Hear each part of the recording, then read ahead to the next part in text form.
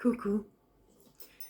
Et ben vous voyez, aujourd'hui, je me sens plus basse en énergie. Je me sens un peu fatiguée, un peu plombée, un peu morose, je dirais. Et pourtant, je me dis que c'est le meilleur moment pour tourner une vidéo. Parce qu'en fait, il n'y a pas de meilleur moment pour dire ce qui est là, comment on se sent. En fait, ce qui me vient, hmm,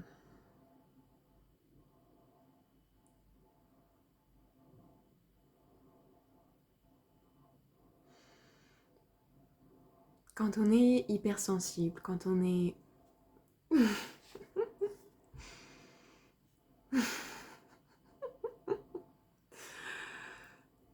Je reprends.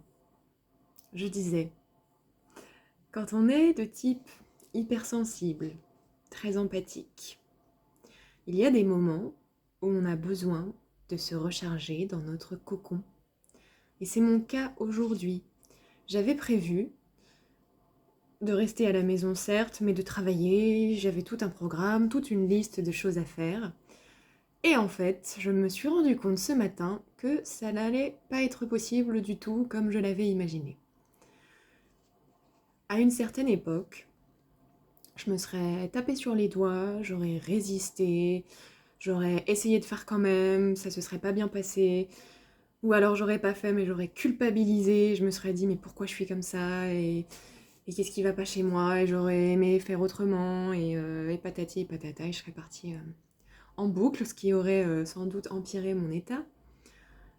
Et puis ça aurait pas du tout rendu le moment confortable, ni agréable, ni régénérant, donc je serais restée dans un entre-deux, c'est-à-dire ne rien faire de ce que j'aurais aimé, ou alors le faire mal, ou le faire en force, et avec beaucoup de douleur, de souffrance en tout cas. Donc ça aurait été à refaire. Et puis je ne me serais pas non plus régénérée, ni reposée, ni écoutée.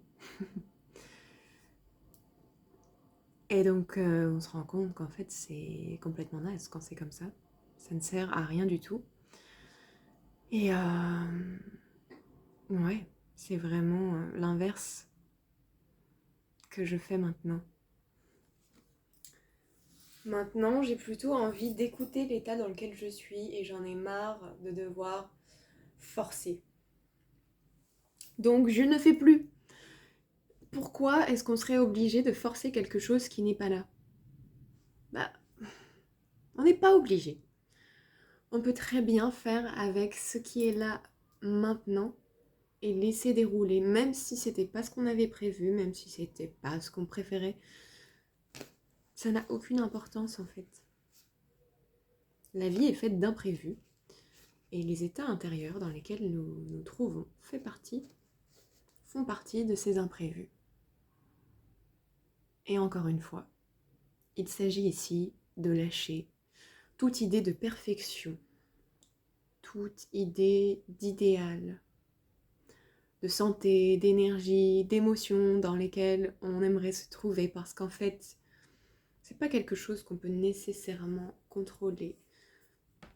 On peut les maîtriser éventuellement, on peut en devenir conscient et on peut les accompagner du mieux qu'on peut. Et c'est déjà pas mal, c'est déjà beaucoup. Mais il y a tout un tas d'événements qu'on ne peut pas contrôler dans la vie. Et c'est comme ça. Et en fait, quand on se dit ça, il y a beaucoup de détente qui arrive. Ouais. Alors je vous souhaite de vous accueillir dans tous vos états, quels qu'ils soient. Et d'ailleurs, je me rends compte aussi que plus on s'accueille comme on est, et plus ça se transmute rapidement. Que ce soit une tristesse, pour moi c'est ce qui est le plus facile quand il y a une tristesse qui est là. Mais j'y vais à fond quoi. Que ce soit en pleurant un bon coup, en pleurant sous la douche, ça c'est rare mais c'est vraiment les meilleurs moments je trouve de pleurer sous la douche. Et ça, c'est vraiment les gros sanglots, là, quand on en a gros sur la patate et qu'on a besoin de tout évacuer. C'est fantastique, j'ai des souvenirs émus d'avoir pleuré sous la douche. Et puis c'est valable pour tous les états, en fait. Et une fois que tu fais ça, pouf, après, c'est beaucoup mieux. Pareil pour la colère. Il ne s'agit pas de l'exprimer à tort et à travers et de faire du mal aux autres, mais on peut déjà la conscientiser, écouter son message, parce que la colère, elle a tellement de choses à nous raconter. Dans le non-respect de nos limites, par exemple, le non-respect de soi-même, lorsqu'on se sent envahi, quand c'est un peu trop, qu'il y a de l'injustice peut-être, enfin bon, il y a plein de messages à écouter. Mais ouais, c'est une précieuse alliée cette colère. Et puis s'il faut, on peut, quand elle est trop forte, prendre un coussin, taper dedans, crier de manière étouffée dedans, ou crier tout court très fort dans la forêt si on peut. Enfin bon, chacun fait comme il le sent, aller à la boxe, j'en sais rien. Danser très fort avec beaucoup d'énergie. À chacun de trouver le moyen de vivre et traverser, d'évacuer les émotions lorsqu'elles sont là. Et puis, ouais, elles passent beaucoup plus vite de cette manière. Quand on les reconnaît, qu'on les valide, qu'on écoute leurs messages, qu'on laisse l'énergie circuler, parce que si on retient tout, quand on retient tout, c'est là où ça crée des problèmes, des tensions, des bobos, des maladies éventuellement. Pas bon, pas bon, pas bon. On n'aime pas ça. C'est pas ce qu'on veut. Donc voilà. S'accueillir comme on est.